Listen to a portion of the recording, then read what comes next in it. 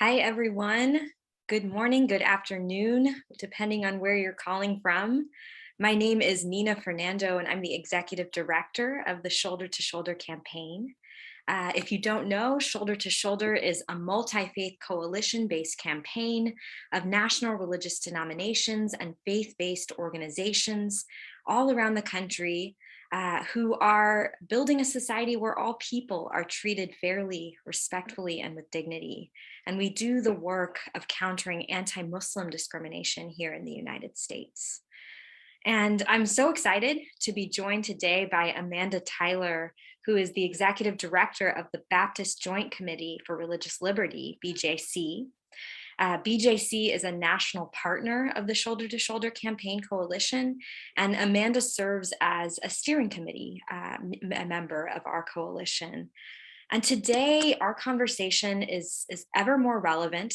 Today is International Holocaust Remembrance Day, and 5 years ago today, the first Muslim ban went into effect. And if you remember the heartache and the outrage that we felt that day 5 years ago, and we rushed to the airports in solidarity. And I hope that this conversation will prompt some good discussion, some good ideas of how we can stand in multi-faith solidarity on these issues.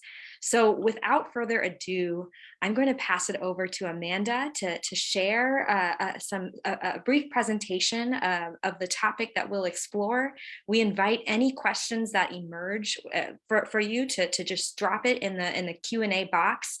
If you're joining on Facebook, please feel free to comment, and we will be sure to incorporate that as we're able. Thank you for being here, and thank you, Amanda. So I'll pass it to you. Oh, thank you so much, Nina, and to Shoulder for your partnership, which we are at Baptist Joint Committee are so fortunate to be in partnership with you as we fight against anti-Muslim discrimination. And, thank you for the introduction of me and of Baptist Joint Committee, Nina. BJC's mission is to advocate for and educate about religious freedom for all. And for the past few years, BJC has been very focused on drawing attention to and building understanding around Christian nationalism. And that intersects exactly with the work of Baptist Joint Committee, because I truly believe that the single biggest threat to religious freedom for all today is Christian nationalism. And pertinent to our conversation and to the mission of Shoulder to Shoulder, Christian nationalism is an ideology that feeds and exacerbates a number of other forms of discrimination, including anti-Muslim discrimination and violence.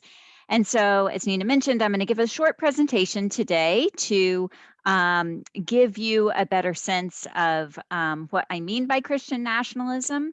And then we will look forward to being in conversation together and to answering your questions.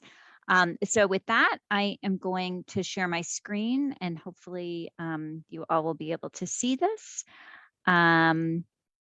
And starting from the beginning. So here are just some social handles for Baptist Joint Committee. And I will mention that my colleague, Josiah Masters, who is the Advocacy and Outreach Manager for BJC, is also joining and will be putting some resources in the chat for us all today. So if you see some chat from Josiah, he's sharing some things on behalf of BJC. If you're on social media, I'd encourage you to follow us at BJC to learn more about our mission. So starting out, I think it's really important to start with definitions always, and to talk about a definition of Christian nationalism. Christian nationalism is a political ideology and a cultural framework that seeks to merge American and Christian identities. Christian nationalism suggests that to be a true Christian, one must be American, and to be a real American, one must be a Christian. Of course, these are ideas that we reject, but that Christian nationalism furthers. Some of the markers of Christian nationalism, how can we recognize it? Well, Christian nationalism relies heavily on a mythological founding of the United States as a quote unquote Christian nation. not a nation of majority Christians from a demographic standpoint, but a nation that has been singled out for God's providence, that that God has a special role for the United States in American history and in present politics. And in some ways, it's an exaggerated form of American exceptionalism and of civil religion. Christian nationalism is not Christianity, although there are quite a few overlaps, and this is, of course, something we can discuss more later. But Christian nationalism, as I said, is a political ideology and cultural framework. It's not a religion, but it does rely heavily on the language and symbols of Christianity around, when we talk about what Christian nationalism is. But Christian in this form of Christian nationalism is really more about identity than about religion. And here, Josiah is going to post here a link to a one-pager, which is called What is Christian Nationalism? And the authors of this one-pager, Samuel Perry and Andrew Whitehead, whom I'll talk about in a little bit more detail later, they talk about how the Christian in Christian nationalism carries with it assumptions about nativism, white supremacy, authoritarianism, patriarchy, and militarism. And so it really is about identity and not so much about religion itself. Christian nationalism, I think it's also really helpful to distinguish nationalism and patriotism. Patriotism, of course, is a love of country, and that can be shown in a number of different patriotic exercises, including dissent and protest. But nationalism is an allegiance to country that demands supremacy over all other allegiances, including religious allegiances, and in the form for Christians, including allegiance to Jesus. Now, how do we understand how do we understand and measure Christian nationalism? So sociologists of religion, Samuel Perry and Andrew Whitehead, in their book, Taking America Back for God, Christian Nationalism in the United States, talk about their methodology and about public polling. And so when they have measured Christian nationalism among the American population, they find that Americans who embrace Christian nationalism strongly agree with statements like these, that the federal government should declare the United States a Christian nation, that the success of the United States is part of God's plan, and the federal government should advocate for Christian values. And so taking into account this public polling and also some individual interviews, their research in their book plots Americans along 4 different orientations towards Christian nationalism. So if you think of this as kind of a spectrum from those who reject Christian nationalism on one end to those who are full-blown ambassadors on the other end, and then in between those 2 orientations, we have resistors and accommodators. And again, I have the source here on this slide from their 2020 book. And what's interesting about this is I think we've got about a 5th of the US population on either end of the spectrum. And the majority, about 60% of the United States, somewhere in the middle, right, between these 2 poles. And so Christian nationalism is a pervasive ideology that cuts across all of American society, according to their research. And it's not something that we can just say, okay, here's a group of quote unquote Christian nationalists. Instead, to live in the United States from any kind of perspective is to be touched by Christian nationalism in some way, whether you're acting as an ambassador for it or full on rejecting it. But it's something that's pervasive, and it's just kind of in the water of what it means to be an American. And on the topic of anti-Muslim discrimination in particular, in the book, Whitehead and Perry found that the more one is associated with Christian nationalism, the further down on this scale that one is more towards an ambassador, the more likely one is to fear and distrust Muslims, to hold anti-immigrant views, to fear refugees, and more. And so Perry and Whitehead found a really direct correlation between these orientations and agreement with this statement that refugees from the Middle East pose a terrorist threat to the United States. And of course, it was this sentiment that was a driving force behind candidate Trump's campaign promise to ban Muslims from the United States, and then the delivery on that promise in the form of the Muslim ban, which again today is actually the 5th anniversary of the first iteration of that ban. And so here, this research can really show how Christian nationalism as an ideology that cuts across American society, is a driving force and exacerbates this anti-Muslim sentiment and discrimination that ends up in destructive policies like the Muslim ban.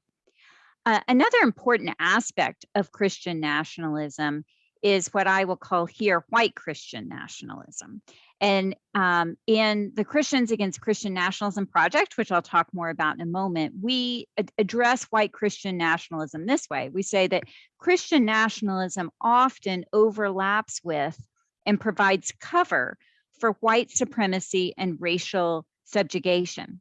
Christian nationalism in this way creates and perpetuates a sense of cultural belonging that is limited to the people who were included in the founding of the United States. That is, native-born white Christians, at the time, really native-born white Protestant Christians, that those are the only true Americans who have full cultural belonging, and everyone else is an outsider, is some kind of a second-class citizen, doesn't have the full rights and privileges of being part of American society.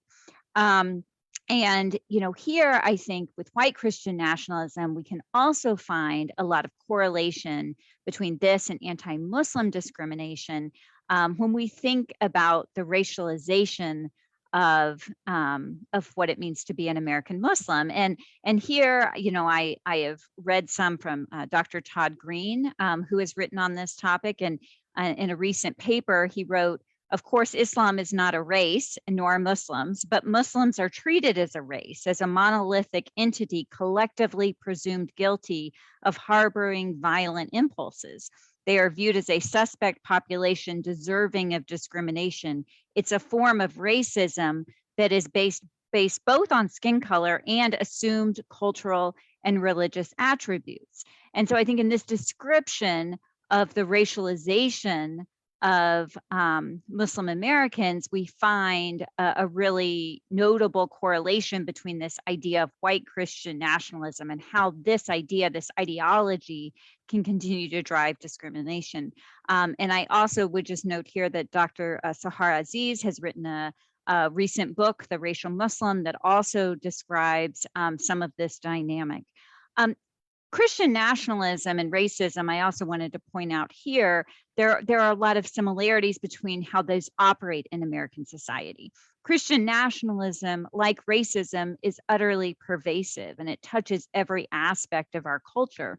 So again, just like it is neither helpful nor accurate to call out certain people as racists when the entire society is infected by racism, I also don't find it particularly helpful or accurate to call out certain people as Christian nationalists because we are all impacted by Christian nationalism in the society. So what are some examples of Christian nationalism in society? And I'm just going to kind of point out some here and kind of how they range in different layers of danger and violence. So this is a picture of New Zealand Prime Minister Jacinda Ardern, and here, of course, she is comforting mourners in 2019 after the 2 shootings at the mosques in Christchurch. And I use this example, which of course is international, just to first say that Christian nationalism is not unique to the United States. I think the way that it shows up in the United States is unique, but there are other examples of Christian nationalism, in fact, other forms of religious nationalism around the world, but also to show that in the hands of violent extremists, that Christian nationalism can turn deadly. It did here. It did on January 6th at the Capitol. It did at Mother Emanuel AME Church. It did at Tree of Life Synagogue. So there are really some very horrific examples of deadly violence that are driven by and made even more serious by Christian nationalism, this ideology. I think it's often these examples that get our attention. But I think it's also important that we notice Christian nationalism that is perhaps more mundane, more everyday, less, not instantly deadly, but is also incredibly dangerous and that we need to address. And so an example of that is a project called the Project Blitz. On my page here is a version from a few years ago, but Project Blitz is a project that is put on by the sponsors at the bottom here, most notably the Congressional Prayer Caucus Foundation. This is still a project that is ongoing, and they have published a playbook that is distributed to state legislatures throughout the country, giving them model bills, talking points, fact sheets to encourage passing bills that would further this Christian nationalism ideology. So what are some examples of some of these bills, and how are they leading and exacerbating anti-Muslim discrimination in the United States? So here's one example. There is a bill in this Project Blitz playbook that would require the posting of "In God We Trust" on the walls of every public school in whatever state the legislation is being considered. So this picture is actually, I think, from a school wall in South Dakota, because South Dakota passed such a law back in 2019. And I use this example because when we're looking at these examples of Christian nationalism, the question is not always, is it constitutional? I think sometimes we rush to kind of that legal question and wondering, could this be challenged in a legal way? I think the more helpful question when it comes to bills like this is, does it promote religious freedom for all? Does it promote this understanding that we all have equal rights as Americans and equal status as Americans, no matter what our religion is? And this is also a good example, I think, of how Christian nationalism is being pushed in these bills, because when you read the justification for these bills, you can see this Christian nationalism ideology really runs throughout. So direct from the playbook, these "In God We Trust" examples, they say that these measures are meant to, quote, solidify the foundation set by the founding fathers, who established this nation on the belief that we have certain inalienable rights that are endowed by our Creator. More than just a motto, though, it is our country's foundation, an important part of our identity as Americans. And then it gives examples of how "In God We Trust" has been referenced by our presidents and put on our money, and it's in our national anthem and in the Pledge of Allegiance. And then it says posting "In God We Trust" is an acknowledgement of our country's history and founding principles. So again, we're perpetuating this idea that our identity as Americans is wrapped up into our religious identity. This is a principle that was rejected in the Constitution of the United States when we said there would be no religious tests for public office, and indeed in our guarantee of religious freedom for all. So to perpetuate this kind of education in public schools with our most impressionable fellow Americans, our youngest Americans, really furthers this Christian ideology, or this Christian nationalism ideology, in a way that it is at odds with the promise of religious freedom for all. This slide just kind of shows how Project Blitz starts with these "In God We Trust" bills, but then leads on to progressively more troubling and more widespread discriminatory legislation in these state legislative proposals. The teaching Bible in the public schools is another example of bills that would further this idea that to be a true American, one must be educated in what the Christian Bible says.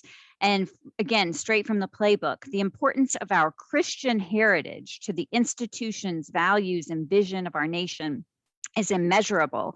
And teaching our children about the spiritual values of our Christian heritage will help them understand and appreciate our nation's history. So again, furthering this idea that to be a true American, one has to be a Christian. This just leads again to the outsider status, this creating of boundaries that excludes people who do not claim the Christian religion for themselves, and creating this sense of a second-class citizenship for people who don't identify as Christians.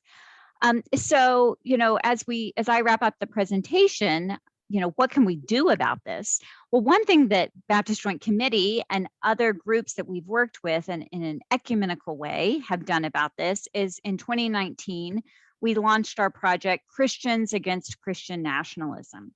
And this is an effort to draw attention to Christian nationalism, to give it some definition, as we did earlier in the What is Christian Nationalism handout, to provide resources for people to learn to understand it and to spot it when they see Christian nationalism. So we have put on webinars, we have a podcast series, we've put out a curriculum. There's also at the center of the Christians Against Christian Nationalism project a statement that anyone who self-identifies as a Christian is invited to sign. And in it, we lay out unifying principles of religious freedom for all that can bring together people who disagree on a number of other issues, whether they be theological or ideological or even political, but that they can agree on these unifying ideas of religious freedom for all and push back against Christian nationalism. So, as a call to action today, anyone who's listening who self-identifies as a Christian, I would invite you to sign this statement, and we'll put in the chat a link to the statement. But to everyone who's on this call, whether or not you identify as a Christian or not, we hope that these resources can be things that you can point to of Christians who are standing against Christian nationalism, and also language and resources that you can use in talking with people in your networks about how Christian nationalism is a destructive ideology to our unity as Americans, and that in order to fight against anti-Muslim discrimination, that we have to also fight against Christian nationalism. And so, if you would sign the statement, if you're interested in getting more information about Baptist Joint Committee, you can certainly subscribe to our list. But if you're also interested in following Christians Against Christian Nationalism, but you're not interested in signing the statement, you can, Josiah is also going to put his email in the chat, and you can reach out to him and he can add you to our list so you can follow what we're doing at Christians Against Christian Nationalism. So with that, I'm going to stop sharing my screen and look forward to answering questions and being in conversation. Thank you so much, Amanda, for this excellent presentation full of good information. So I'm going to start by just naming that Christian nationalism is a huge concept. And for some, it's really intense and it's scary, it's uncomfortable. And I also want to name that we know this well, anti-Muslim discrimination and Islamophobia. It's a really big topic. It's heavy, it's complex, and it doesn't make folks feel comfortable, at all times, depending on where you stand on these issues. And so I want to step back and quickly name that shoulder to shoulder, one of the goals that we have is to help people understand these issues and help them know that there is a place to start. You don't have to be an expert to get started and to be a part of the solution. And so we developed this training. It's called Faith Over Fear. And it's 4 parts. It's understanding ourselves and our own backgrounds and how we enter into this work. The second is understanding what is Islamophobia, what is anti-Muslim discrimination, how does it show up in society? Is it just about not knowing about what Islam is, or is it connected to racism? Is it learning about the Islamophobia industry? It's a multi-million-dollar industry that paints an entire community as a monolith. It's connected to war. It's connected to all of these different issues, even Christian nationalism, as you named. And so we unpack this issue, and then we talk about messaging and strategies to move people. And so on that note about messaging and strategies, it's no secret that our communities are divided and polarized in this time. And this issue, it's so big, how do you think this issue can unite us rather than further divide us? Where do we start? In other words, Christian nationalism, it's a big concept. Some might find it scary and daunting, and others might think, yeah, I know it's always been this way. So how have you been able to break it down for the folks you're engaging with, particularly to those who are more apprehensive about it? And really also, we're sitting in echo chambers, and we're talking to folks who agree with us oftentimes. How do we step beyond that? How do we invite people in, depending on where they're at? Yeah, wonderful questions. And I think those parallel tracks of how similar in some ways addressing these topics really can be. BJC, as I mentioned, we've been working on Christians Against Christian Nationalism now since July 2019. That's when it launched. We, worked for a few months before then, getting it ready to launch. But our work on addressing the issues of Christian nationalism goes much further back. And I think what has been really helpful and what has helped move the conversation over these last, nearly 3 years is putting a name to it. So this idea of what is Christian nationalism? I have seen a real shift, I think, in popular understanding of that term just in the last 3 years. When we first started this, very few people, when we would mention Christian nationalism, would even really understand what we were talking about. So I think there's power to naming it. That's one reason we named our project Christians Against Christian Nationalism. We thought it was really important to state very clearly, right up front, what we were battling against. So we gave a definition, we gave examples of it. We continue to find examples of Christian nationalism to try to point out. But then, people often ask, you can't just be against something. What are you for? And so that's that unifying statement of principles that I talked about. There are 8 principles there, things that we can be for. And I think that's the unifying piece of this. This brings together people who disagree, Christians who disagree on some of the most fundamental questions of theology, of morality, of public policy. These are people who do not see eye to eye on those topics, and yet have joined together to say we oppose Christian nationalism as a threat, not just to our country and our neighbors, but to our faith itself. And so these statements, and what we tried to do is put them in language that can be easily understood and embraced. So the very first principle is people of all faiths and none have a right and responsibility to engage constructively in the public square. So this is an idea that we are not looking to exclude voices from the public square, religious or not, but we are also pushing it back against this idea that people who have espoused Christian nationalism have sometimes taken an outsized space in the public square, claiming to speak for all Christians on these issues.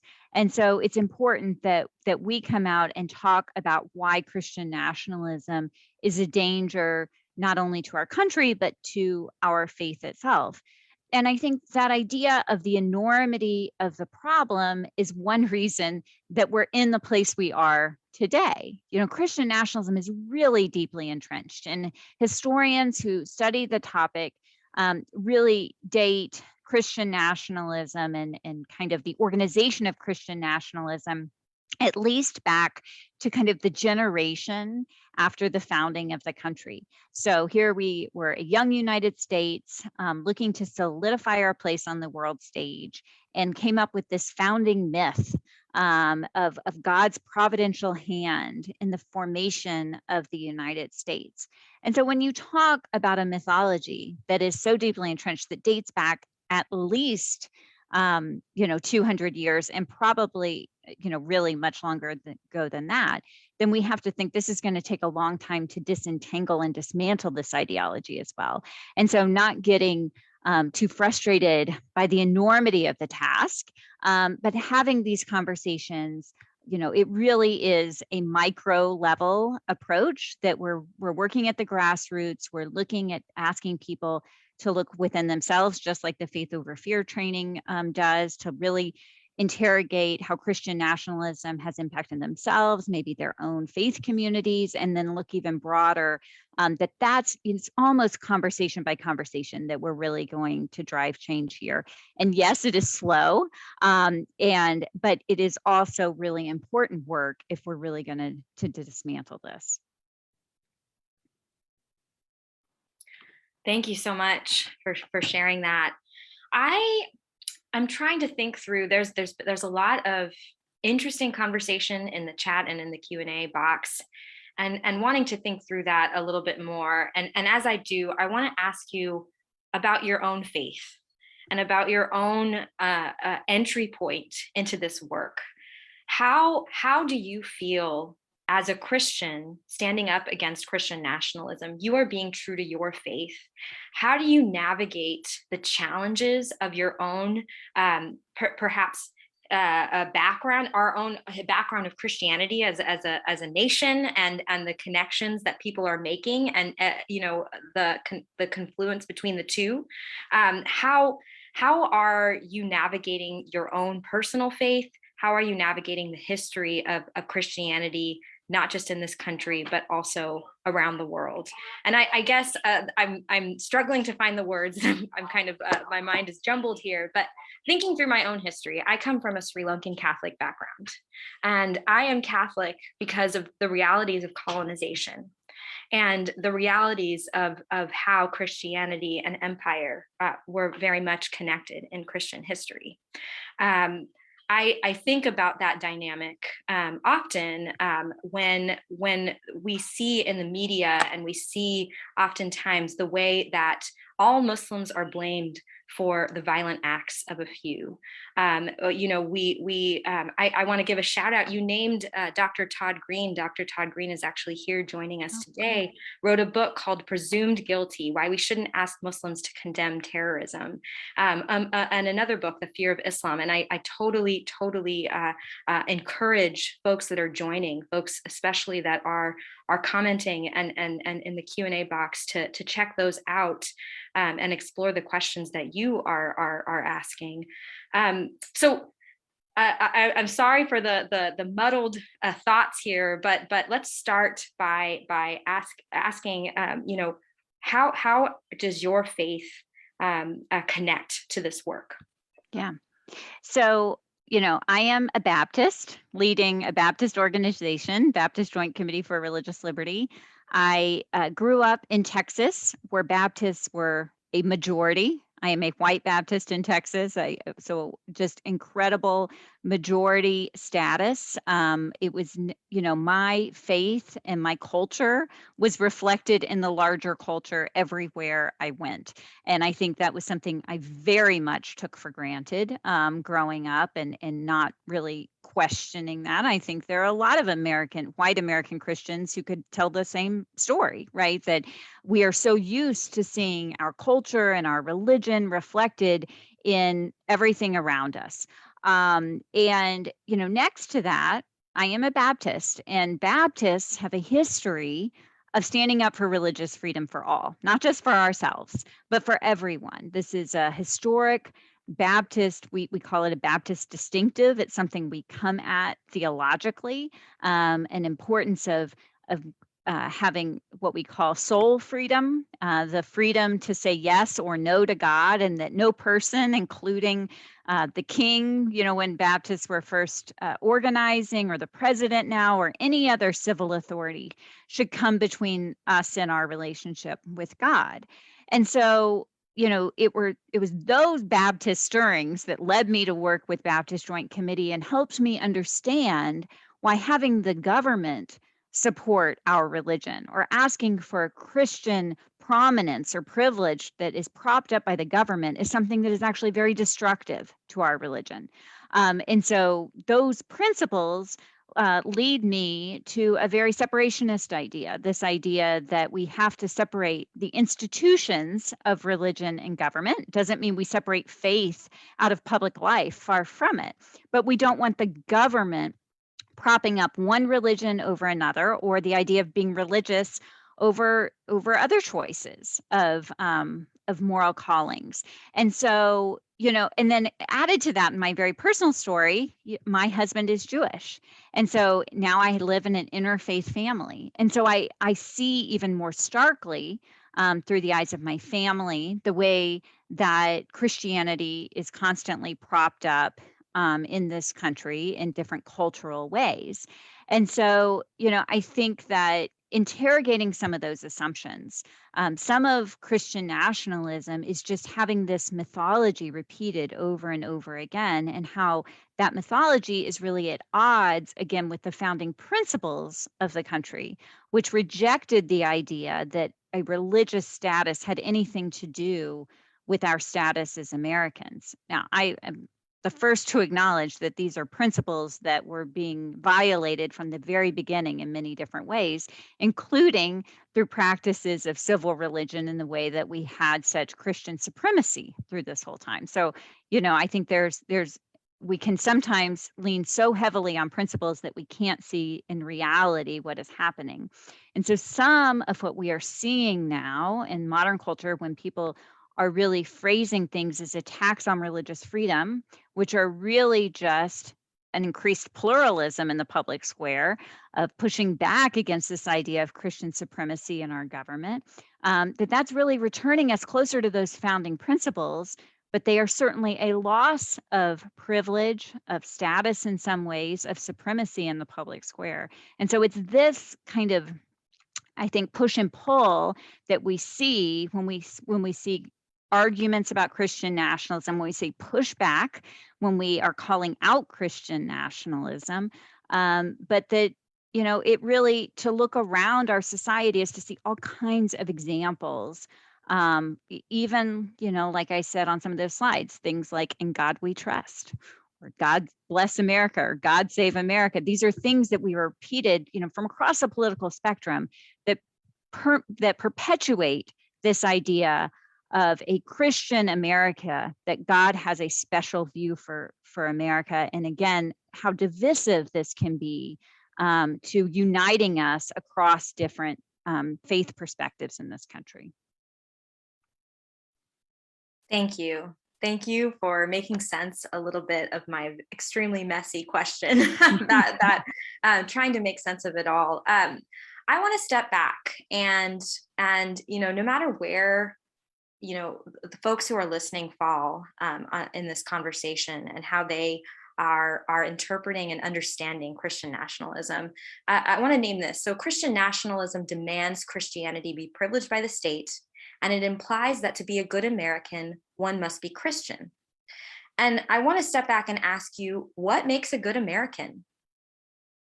What makes a good American? Well, from my perspective, it has nothing to do with our religious faith at all. It has to do with abiding by the principles in our Constitution.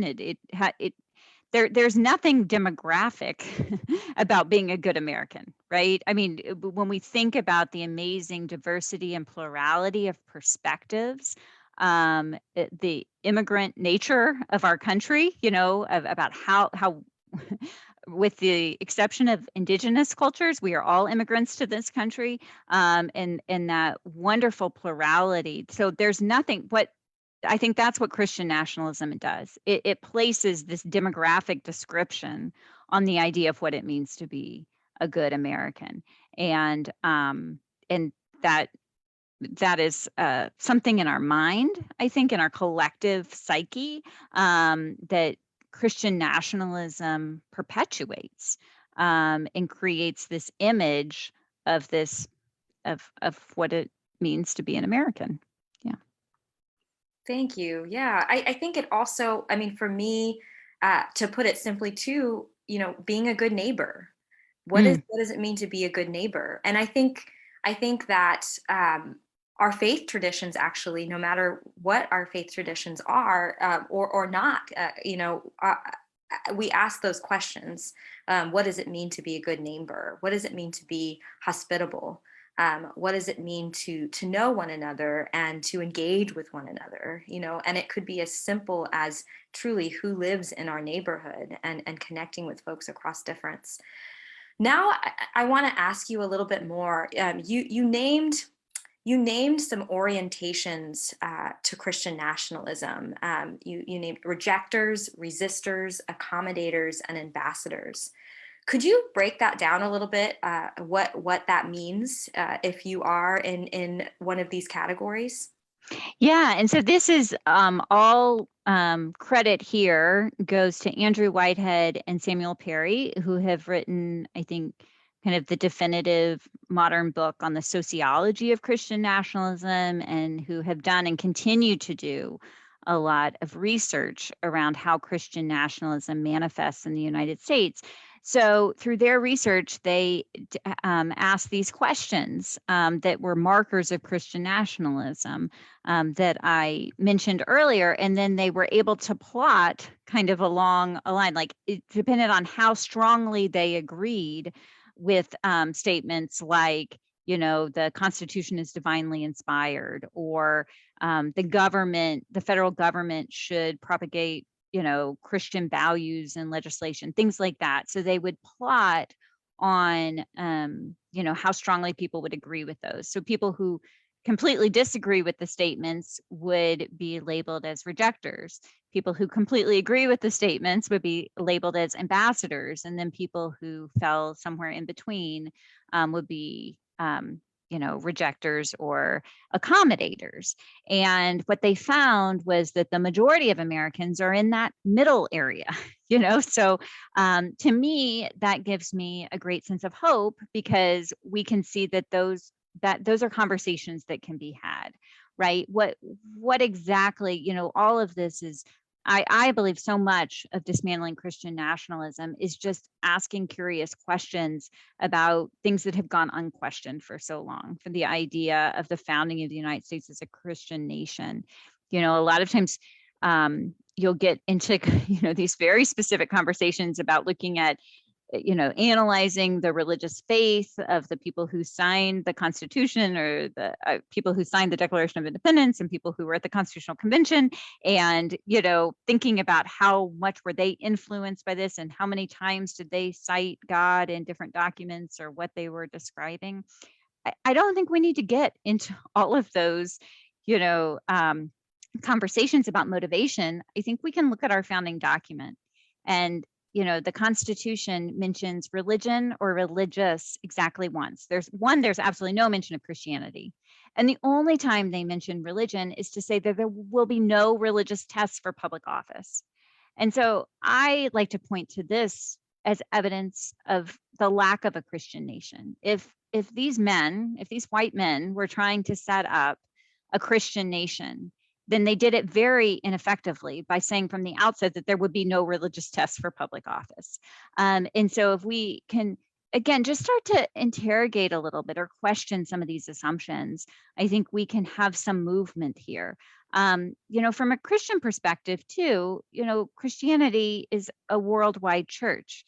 And so this idea that God has some special role for the United States above and beyond other countries in the world really reject this idea of a worldwide Christianity. And so from a Christian perspective, I think sometimes some of those conversations can help question some of these assumptions that are, I think just repeated in mottos, in songs, in imagery we see.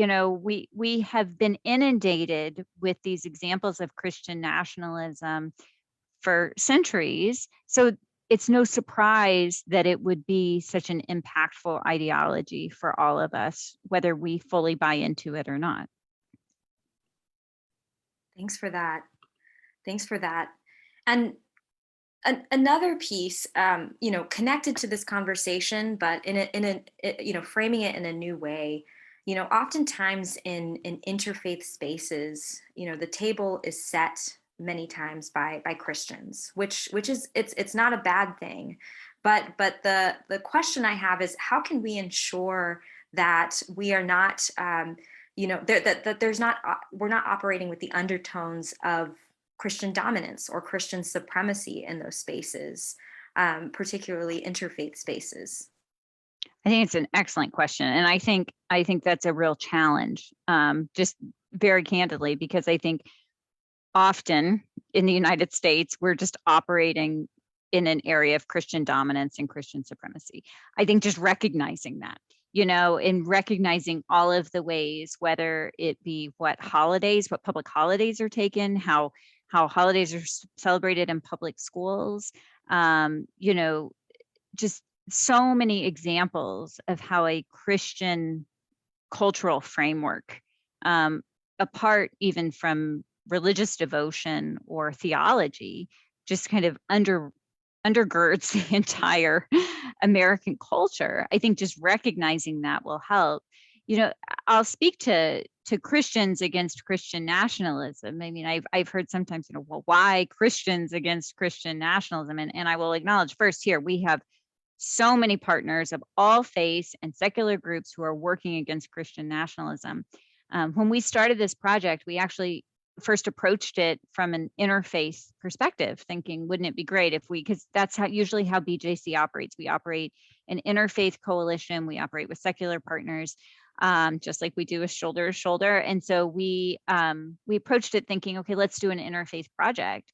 And our interfaith partners said, we think Christian nationalism is really urgent, and we think that we need a Christian only project here, because there's real power, I think, to it being a Christians Against Christian Nationalism. And again, as I mentioned, it is a resource for everyone, but that there's in this, I think that Christians really have to do work within themselves and their congregations, and then be able to approach their interfaith partners in their community in a place that has a little bit more understanding, maybe, of how Christian nationalism is impacting the way that they view the world, and start to move this along. So I don't know if that gets exactly at the question you were asking, but I think the first step is just to recognize that we are probably operating from a position of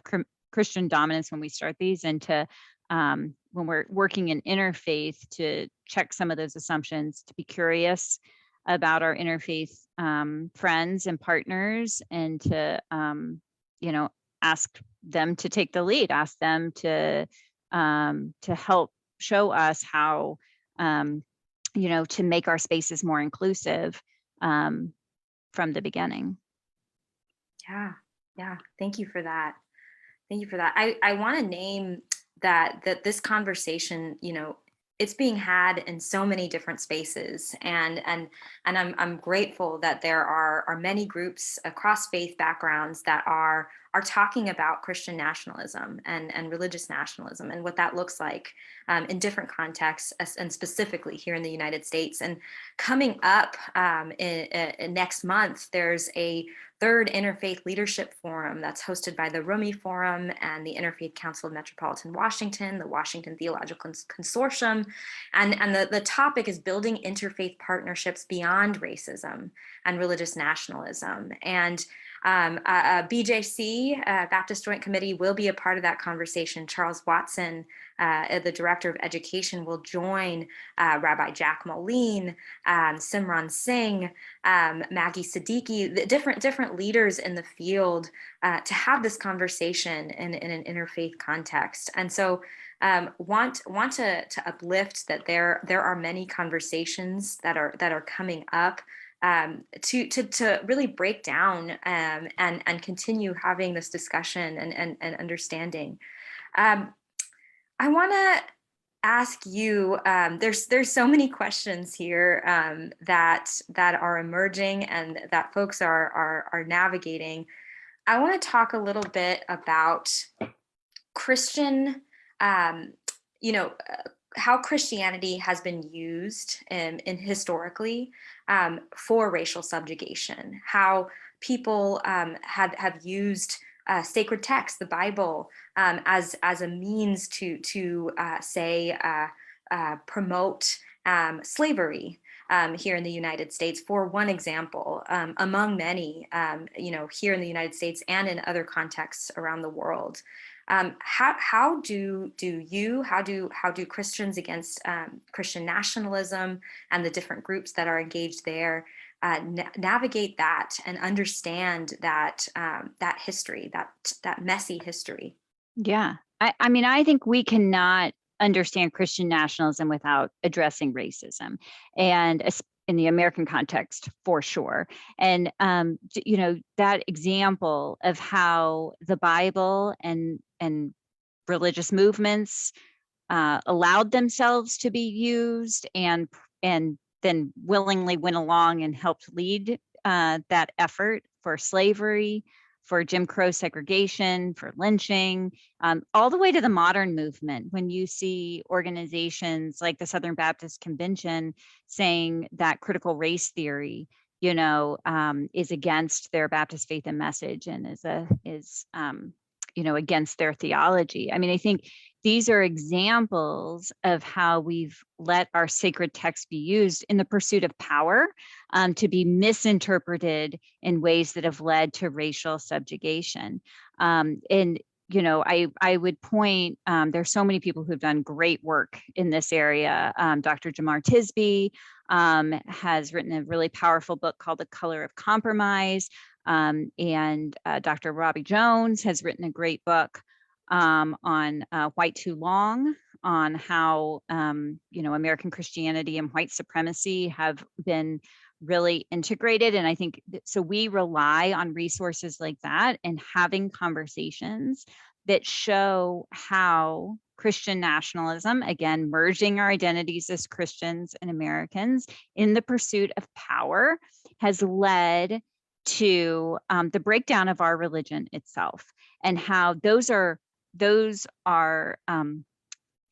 examples of what we will do if we continue to do this. That it has never been good for the faith to be married with political power, that we have different aims, and so it is bad for religion, and it is also bad for our fellow humans when a faith is tied to a political power in a way that really changes our understanding of our religious texts. It changes our theology, sometimes be completely beyond recognition. And in one of our resources at Christians Against Christian Nationalism, we hosted a webinar almost exactly a year ago, right after January 6th, where we had religious leaders. We had Bishop Michael Curry of the Episcopal Church and Bishop Elizabeth Eaton of the Evangelical Lutheran Church in America, and as well as Andrew Whitehead. And we were talking about, the dangers of Christian nationalism. So I would really refer panelists to that webinar, and then we use that webinar as a basis for our curriculum. And it's a 3-part curriculum, and one of those, one lesson out of that curriculum is all about Christian nationalism and racism. And so I think understanding how we have, sometimes taken more overtly racist messages and made them more covert through the language of Christian nationalism is really important. Let me give you an example of what that looks like. So in the state of Mississippi, the voters recently voted to finally take the Confederate battle flag off of their state flag. But they did so only if it was replaced with the language of "In God We Trust." And so this idea of taking this coded language of who belongs in the United States to replace this overt violent image of racial subjugation is just one example of trading one symbol of racism for another in the form of some of this Christian nationalism language. And so in some ways, Christian nationalism operates in a way that's even more insidious sometimes than racism, because it can be more difficult to spot. And so it really puts even more onus on us to define it, understand it, kind of explain how glorifying United States history, making it so mythological in the way that, giving divine guidance or providence for things like slavery, how destructive that is for not only the Christian faith, but also for our unity today as Americans. Thank you. Thank you. So we're coming up on the hour. This was such an interesting conversation. I learned so much from you and from your perspectives and thoughts on this. We there's so much more to say, and this is only the beginning. There are so many amazing resources that you have shared in the chat that we will be sure to send along to all who joined. Some that we haven't even had a chance to explore, like ISPU, the Institute for Social Policy and Understanding, has some excellent resources that explore some of the topics that were brought up in the chat. I wanted to just give them a shout out. There's further events that are happening in the coming months that we'll be sure to get on your radar. I also want to point out to some resources that we have at Shoulder to Shoulder, understanding the anti-Sharia movement, for example, understanding the dynamics of when folks learn about Islam and Muslims from not from those that are adherents of the religion, but from those that are trying to hate on them, and those dynamics. So we're going to share a bunch of resources that I hope those that joined, if we didn't get to your questions, that you feel like you can get some answers from trusted resources. And I really want to thank Amanda for all the work that you are doing, and I hope that folks that are joining know that this is not an anti-Christian conversation.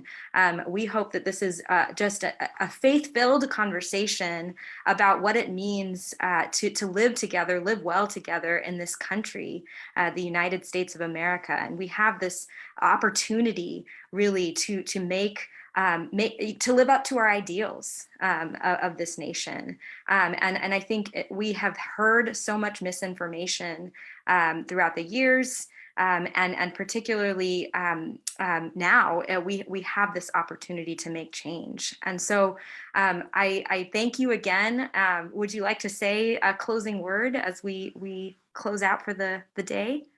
Well, just a word of gratitude, and I completely agree on 2 points that you just made. One, we've only scratched the surface. I mean, there are so many examples of the overlap here, and so really would commend all these resources, and so thankful for Shoulder to Shoulder and all your partners for helping us understand all these things better. And also, absolutely, I hope that everyone understands this is not an anti-Christian conversation. That's why we at the Baptist Joint Committee are helping lead Christians Against Christian Nationalism. We do so for all of our neighbors, regardless of their faith tradition, and we do so for ourselves and for our fidelity to our faith tradition. So just really very grateful for this community and for this partnership, and hopeful that together we'll make a difference and really change the conversation when it comes to Christian nationalism and help reinforce religious freedom for everyone. Thank you. Thank you. And I just want to close by saying personally how I just believe that faith and people of faith are powerful agents of change. When we bring the best of ourselves, our values, and our morals to come together and to be well together, live well together, thrive amongst our differences, and bring our full selves into the space, we can make change. And we have seen examples of that throughout history. And I can see that this is one that we are working on today. So thank you all for joining. Thank you for being a part of the conversation, and more soon. We will be sure to follow up. Thank you. Thanks. Bye-bye.